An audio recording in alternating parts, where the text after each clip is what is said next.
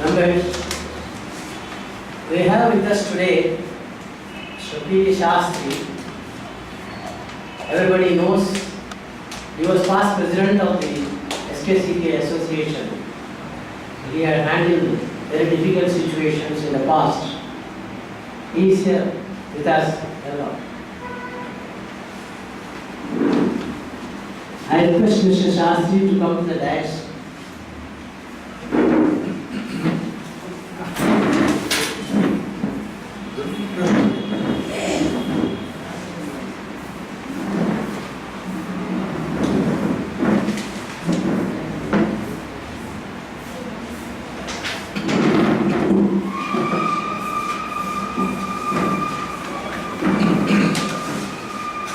Mr.Sastri is a well-known person. His father is still well-known. He lived up to 97, 98 years. And he used to be a very good friend of mine. Now, I will read about Mr. Sastri's biodata for the information of all. Mr. Sastri has a master's degree in human resources development from the Tata Institute of Social Sciences, Mumbai. He also has a master's degree in manpower planning from the Trinity College of Dublin, Ireland. He has about 40 years experience in the area of HRD, Human Resources Development, out of which he spent for 20 years in various multinational companies as HR manager. He currently has his HR consultancy business at the Manipal Center, which I have visited, which he advises his clients on the areas such as HR policies, recruitment, salary and other benefits, and employee hiring. His clients include companies like Microsoft, Hewlett-Packard, Oracle, TCS, and many others. He is associated with a number of social and cultural associations in Bangalore. He is currently pursuing his PhD in the field of leadership interests, study of political trends, current affairs, and current affairs. So let us wish him well in his studies. Yeah. Now I welcome him and request him to give his talk on present form of government. Thank you.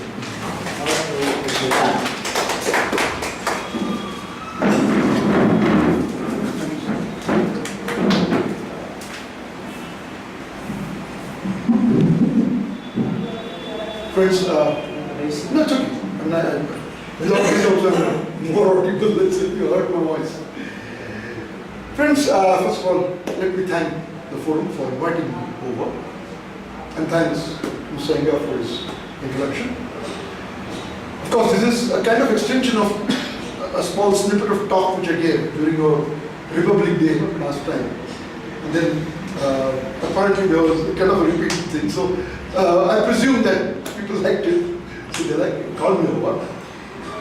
So I'm going to, first of all, I'm going to recapitulate what I said. Because this issue is very dear to my heart, very passionate about this particular area of form of government, present form of government. And then, since the issue is rather contentious, there are opposing views on the subject. I would welcome a very healthy debate on the subject after the talk. Friends, as I look around and see the dismal picture today, what's happening, the morass which we are in today, I keep on thinking that, okay, fine, we live our life in this muck all our lives. Now, should our future generations, our children, grandchildren, should they also be condemned to these kind of happenings? Or isn't there somewhere or somewhere? People today are talking about bringing about systemic change in, or Otherwise, things are not going to work. See, whatever you do in a small bits and pieces is going to be very superficial. What our country needs is a very systemic, very fundamental change in the way our government functions. And therefore, I am making a case, a strong case for presidential form of government.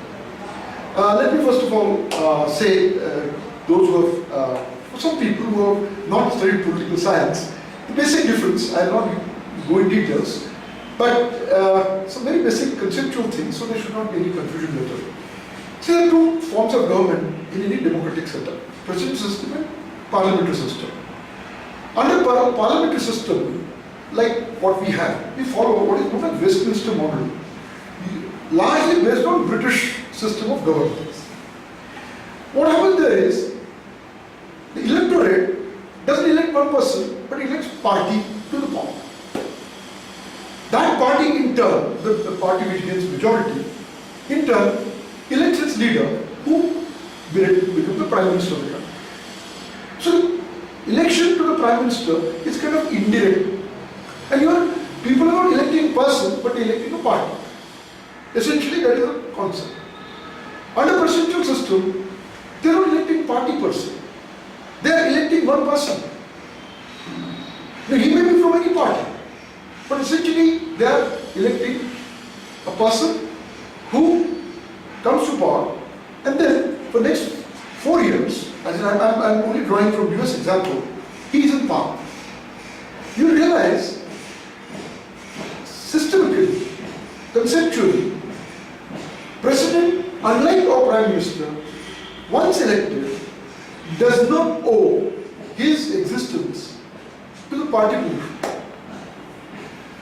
Theoretically, it may not happen, but suppose 10 senators or 10 congressmen from Democratic Party, or 10 or 20, let's say, they cross over to the other side. President doesn't lose his majority, President doesn't lose his power, he continues. Whereas in our system of governance, any 10 of, we are living in the age of bifurcated majority, so 50 to 20 MPs or MLAs at a state level can threaten to walk over and bring down the government. Friends, this brings tremendous instability in the function. And what we see today is instability of a very highest order. Now, instability is one aspect, because democracy is what is always hanging on Prime Minister's head. What is pathetic is, because this instability, it leads to a condition called policy paralysis.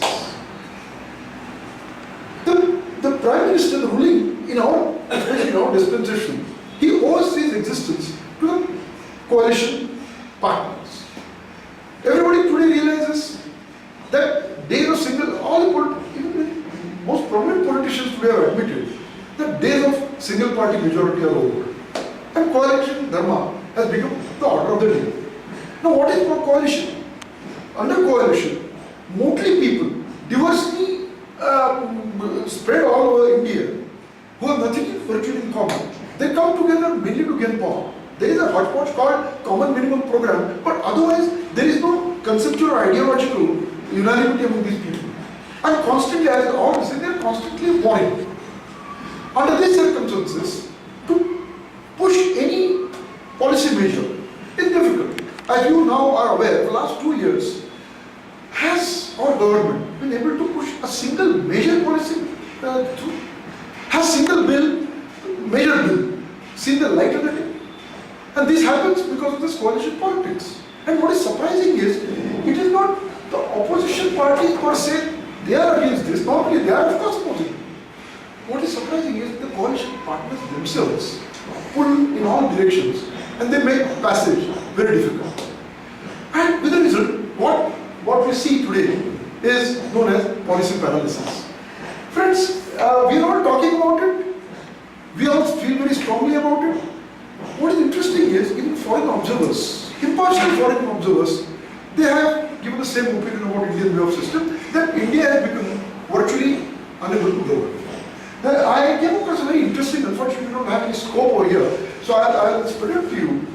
This beautiful cartoon, published in International Herald Tribune, I'll spread it around. You can see this.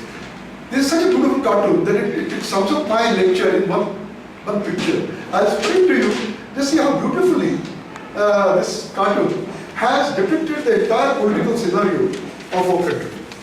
See this, and then you realize, unfortunately, if you had some kind of, you would have projected it, so you would have seen it at the same time. It only shows that we are all pulling in different directions.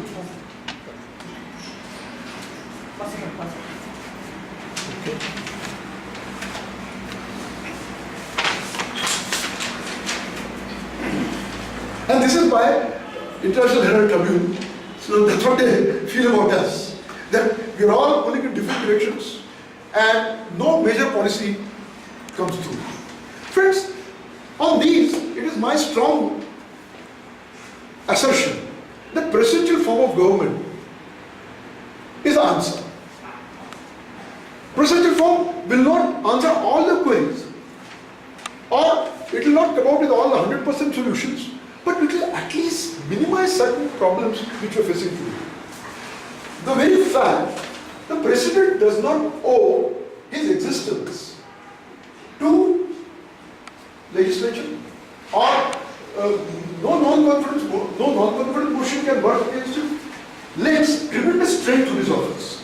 Once the president is elected, he is there for 4 years.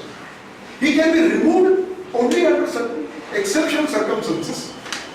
Like it happened in case of Mr. Clinton, involving moral turpitude, or it happened in case of Nixon, where he actually lied to the country. Under these exceptional circumstances, only president can be impeached. Now this stability, friends, lends tremendous strength to the office of the president. Today, a president of the United States can marshal or even force many policy makers. Believe me, president of the presidential form is not a dictator. He doesn't have that kind of unilateral power. There are checks and balances. He cannot easily steer through Senate and Congress. But he is armed with certain two major powers.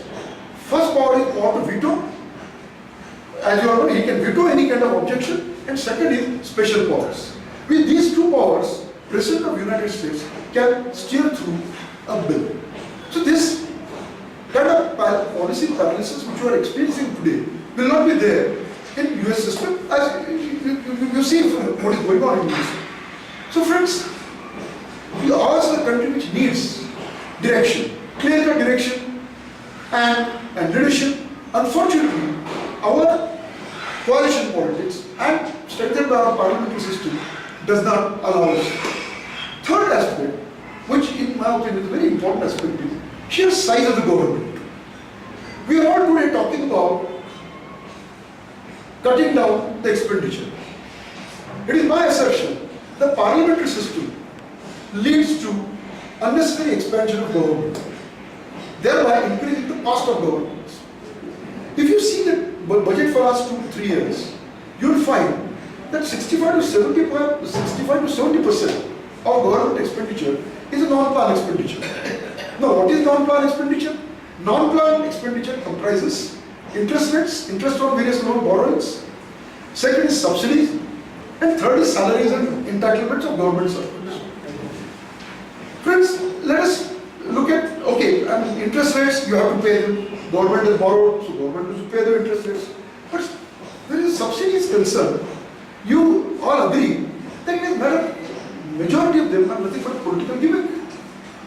And government uses this subsidy measure very selectively. When it comes to petrol and diesel, they know that urban middle class, they will blow for a few days and they will all quiet it down. But they will never touch farm subsidies. Because the vote bank, 60% of lies in rural areas, so their own existence depends on them, so they will never cut them. Because of their precarious position, their very existence depends on their support from the rural India. So they don't hesitate to touch any of the subsidies, although they have been censured and warnings given by International Monetary Fund and many international fund committees to do something out of farm subsidies. But today no income taxes are levied on agricultural income or whatever the thing is, and mainly because of this appeasement policies coming out of this. So second is this, what do you call the subsidies. Third part is salaries. Friends, as I said last time, under parliamentary system, to appease our coalition partners, the government, the ruling party goes on expanding ministries. Many times the ministries are so ridiculously expanded that they are not necessarily based on merit. I gave you an example of Karnataka, where there is one minister and ministry for primary education, second minister and ministry for secondary education, third minister and ministry for technical education, fourth minister and ministry for medical education. Do we need this country? The situation is so ridiculous in the state of West Bengal that there is one minister for police, there is no minister, there is one minister for home affairs, and there is one minister for fire brigade. Friends, when you go on expanding ministries, the ministers don't come along. Ministers bring along with them their retinue, joint secretaries, secretaries, additional secretaries, clerks, and the works. What happens? The expansion ministry always brings about more salary costs. The burden goes up. With the result, cost of governance goes up. Friends, under presidential system, president doesn't have to do all this. President doesn't have to appease his coalition party. He doesn't have a coalition for some. He's the only person there. So he didn't have to pick and choose people just to please somebody. He didn't have to have a minister without portfolios like we have. I still don't understand what is minister without portfolio. But we have that. Because we need to accommodate our warring coalition partners, keep them happy, so we make them minister without portfolios. Presidential system doesn't allow this. President, the very important part, and this is the most important part, under presidential system, and that what distinguishes presidential system and parliamentary system is that cabinet under presidential system comprises of people who are non-legislators. They are not elected. Even if they are elected, the moment they are inducted into the cabinet, they have to resign their Senate post. So this needs to be legislators. In our case, this is happening. Under parliamentary system, a minister has to be elected representative. If he is not elected representative, he has to get elected within prescribed period, or he has to get nominated through Rajya Sabha. So that there is a clear link between legislators and the executive. Under presidential system, there is a clear-cut distinction between executive powers and legislative powers. In our jargon, political science, we call it separation of powers. And because of the separation of powers, the president has liberty to not elect but select people of merit in his cabinet. Whereas we don't have such, our compulsions are, we make somebody minister. I want to say this, I'm compelled to say this. We induct people in the cabinet, many either based on their loyalty to the party, or to appease our coalition partners, or to neutralize their nuisance value.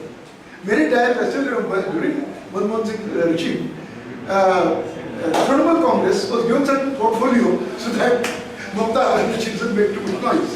In fact, that's why to neutralize their nuisance value. So these are the considerations to make somebody. She has no interest in cabinet, yes. We check the R score also. Yeah, I mean, whatever. So, whereas under presidential form of government or presidential system, a minister is elected more often than not based on his eminence, his contribution, and I can, the time is very short, but I can reel out from say 1960 onwards. After, why even I can go back, Franklin Delano Roosevelt, how he inducted people of eminence. He invited John Maynard, economists like John Maynard Keynes to tide over that Great Recession. President Kennedy, he chose Robert McNamara, who was the youngest then Prime Minister, and he was president of Ford Motor Company. So under presidential system, a president has liberty to elect people with merit. Our system doesn't have that. So induction of merit is very important, which is possible under presidential system, which is not possible under parliamentary system. Fourth, friends, is another thing is issue of corruption. Friends, you're all government servants and you all agree that maximum corruption takes place not at the legislative level but at the executive level. It is that level where there is sanction of various projects. No doubt our clever legislators also make money, asking questions, etc. But maximum corruption takes place at the executive level. And here in our system, what happens, since legislature and executive are the same basically, because executive has to come from legislature. So there is no checks and balance on corruption. Even if there is ministers who are indulged in corruption, currently there is nothing. Opposition party may raise so many brouhaha about it, but say, ruling party legislators solidly back their own ministers. So there is no check and balances. Under presidential system, there is a clear-cut distinction between executive and legislative. Therefore, legislators, since legislators have nothing to gain from the corruption, they can easily act as watchdog on executives. So it will minimize. I'm not saying that to eliminate corruption has gone in our veins, in our genes. So, but through this kind of a system, corruption can be substantially minimized. So there is another advantage of a presidential system. And the last but not the least, which I'm sure it will gladden the hearts of your people, those of you, senior bureaucrats amongst you, who have suffered a community called IS, they will be gladdened by my saying so. You see, under presidential system, a president can elect specialists in various, from various fields. As I said earlier, president has that liberty. Our administration is essentially a generalist administration. I'm not getting into revenue service or postal service, they're specialists in that. But the prime service today is still IS. And IS is nothing but a generalist cadre. Now, friends, today's governance, today's management are too complicated issues to be handled by journalists. You need specialist input. I'm from the management side, I know everybody today talks about what is known as core competency. Now, in government, is there any core competency?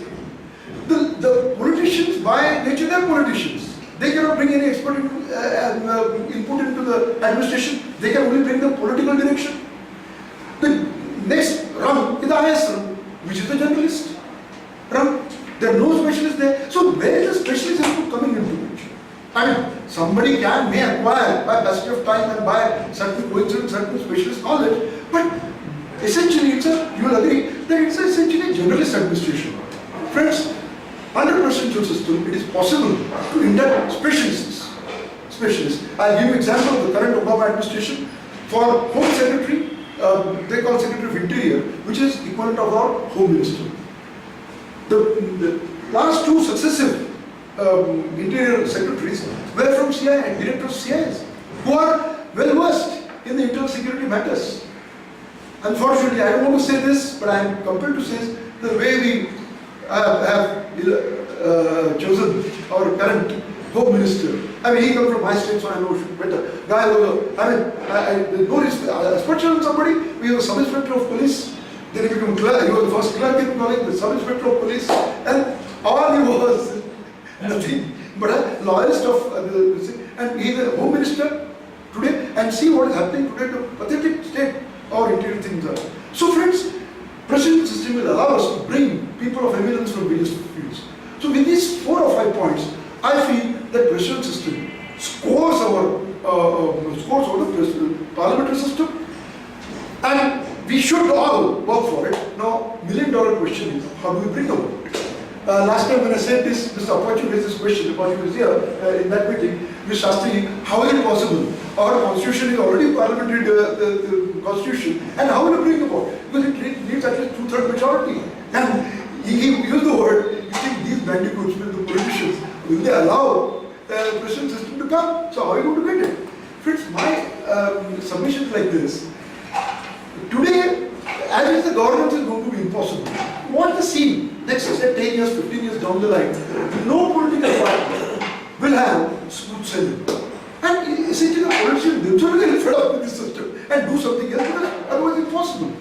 And as far as see both the spectrums of today, both the spectrums, this war already started. Mr. Shashi Tharoor last week, he did 2 months ago, he did express that we deserve present form of government. This is from Congress. BJP has always been, and they don't say it, and I have attended some seminars long ago, and they are always a word for presidential system, but our constitutional amendment machinery does not allow such things. So right now, if you start through blogging or some such mechanisms, such method, then let's break this procedural system. I'm sure, if not today, say 20 years down the line or 10 years down the line, some opinion will be created and we will slowly and gradually bring about this systemic change. But friends, with these words, I will stop here. And since, as I said, it's a contentious issue, people have a lot of questions, and I will throw open this particular topic for discussion. I thank you. I think this should be possible by 3000 AD. Yes, sir. Not by, because immediately you cannot change. Because the total power in the politicians, present politicians, They don't allow. not possible. Unless they retire, their children retire, and their grandchildren retire, then only it is possible. They will not retire. Because present government, suppose the Prime Minister itself, now Nehru's dynasty is going to last for another 2 generations. So like that if you see, it is not going to be simple in that. And all the people are present in the government line, as you say IAS, they are all interested their children to come back to the same place. It is a family trait. So, forming a president type of government, none of us are going to see that. That is plus. But why don't you look at this way? Even Congress party, I'm just saying, Gandhi family, they can aspire to be the president. In fact, if you read Discovery of India, those days, 30s, Mr. Nehru had an idea in mind. Inadvertently, he said President of India. If you see the opening paragraph of Discovery of India, he said somewhere in the President form of government. But somehow you are so enamored by the Westminster model that he is essentially his viewpoint. Nani Palkhiwala actually raised this many years back. When Rajaji was there, he raised that president's form of government should be good for our country. At that time, all these fellows they shot him down and said, no, it's not good, we want democratic government. In fact, Rajaji raised it many years, 30 years back, and I have attended one lecture of Nani Palkhiwala, who strongly supported this. But now, we have to, the public opinion has Public opinion has been created. For that, we should have a forum to get bring the See, these are the social media. See how powerful social media is. Today you start a blog or something, and it files, spreads like wildfire. And you start a blog, then saying this is not going to be in our generation or second, but at least somewhere. Otherwise, our generation, next generation will be condemned to this kind of thing. Now, do our grandchildren and next few generations deserve this kind of a governance? And there is not going to be any improvement. As long as this parliamentary system exists, coalition government is going to stay. And coalition means this horse trading.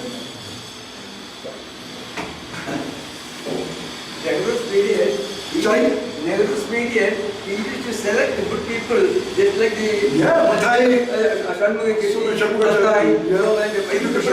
the president, Radhakrishnan, he had the power, the cut to do it. Now it's not like that. It's all political. That's the trouble. Under democratic government, we have witnessed our progress with the Congress government, Nehru at the helm. The whole thing has come because of the coalition politics. I think that more and more, why are we allowing these people who are not to be in power to be in power? Because the people with knowledge do not vote, like me also. The mostly rural people vote. If you take the voting pattern, that's why the recent movement by Infosys, they made a good group here for nominate.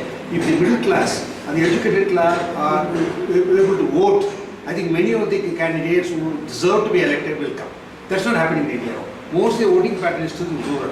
That's why, as I said, the subsidies or the policies are only for the uneducated class. They want poor to remain poor, poverty to remain poverty. So they always have the vote bank. So unless we as educated class, present students, we particularly us, we come and vote in larger numbers to the candidate, then a stable government will come. The whole thing because of coalition politics. Even educated, honest, truthful man goes to the top, he cannot survive. That is the reality. No, it is a very, but one thing is, we are only talking about it and we go home. We don't have the awareness to really create that change. Even that gentleman who made that movement, anti-corruption, what is his name? How many of us really supported it? He came out and said, it's an excellent move. Excellent. But poor fellow, you know that the heat starts, They know after 30 days it will stop. Even in the case of the rape case, the heat started for about 2-3 months. Again, we are quiet. Unless it happens to our own family. This tendency should come from all of us. Every day. There should be a burning inside. Then it can definitely change. There's nothing big about it. But now it's increasing every day. All of us are now fatally just surrendering it. I'm okay. So they tell that my life will be alright. We don't really care about what's going to happen to our next generation. That's very, very important. Everything is becoming so difficult now in the corruption. Extremely difficult. You can imagine in Delhi a property worth about 4 crores is registered for 50 lakhs. And the government can so easily see, and then we sold a property to my brother, and he paid the full, he took all the white. He paid 23 lakhs for the same property. In the IAS officer can easily find out. Same locality, one fellow is paying 23, another paying, what is it? So it's so open, but government is not doing anything. So the whole thing is the participation of the middle class, the educated class in the generation. That is extremely important for anything. That's not happening in India now. See, as I said, presidential system is not panacea. It's not going to cure all. Obama is having difficulty. He's not able to have a budget. Yes. And there he can't every time he can't do veto. It is like unlimited veto power. No, That's the extreme case. Absolutely, extreme cases. Extreme case when the country is going to die, he's going to use that weapon. Brahmastra. Otherwise, Obama is having tremendous difficulty because the Republicans are just not cooperating. They want to see that he is a failure. But definitely, as he says, there is no paralysis. At least he is able to choose people. Indians or Chinese or Pakistani, he doesn't care. He is able to choose and put the right people to bring out the economy. So we can't go anywhere. These days what is happening is not a single bill is coming through. What is happening to this? Not a major one. Everything is stuck up. People who don't know anything about education is education minister. Gujarat, I was told, they have selected all qualified people. The industry minister has come from Harvard. He's got a Harvard background. In Gujarat. And the education minister, she is a lady. She was a teacher, principal, then she has done double MA. He was in the education field. So see the leadership counts. Modi is a very strong person. Leadership Almost like counts. presidential. He almost, let's face it, he's almost become kind of a presidential kind of candidate, but it's not possible for him because it's so many constraints, etc., etc.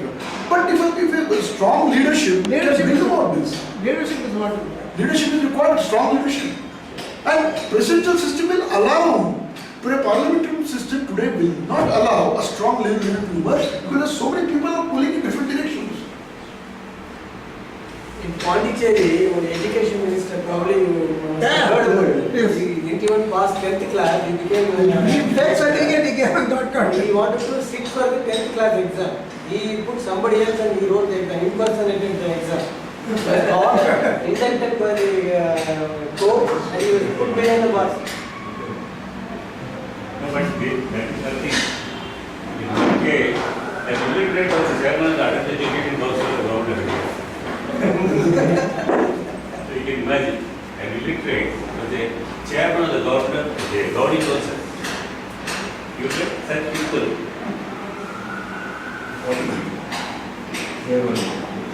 The greater danger today is regionalism. The interests of regions are different from the all-India interest of the central government. The central versus state, that is the major problem. And with elections coming, we don't know how it will emerge. Mamata has shown her face. And like that, Jayalalitha will show her face. And all the regional parties and regional leaders, they will try to come to the central power, or they will try to hold their position in the states. Then when you have weak center, everybody can bargain. See, the presidential system will contribute to a strong center. Presidential system will contribute because it's not dependent on so many MPs and walking out to other side. No, one thing, Mr. Sastri, one thing, right now I agree. It need a major change in constitution, etc. Not only we are having this sort of system, we find many European countries also having similar government. Yes. They also have a coalition government.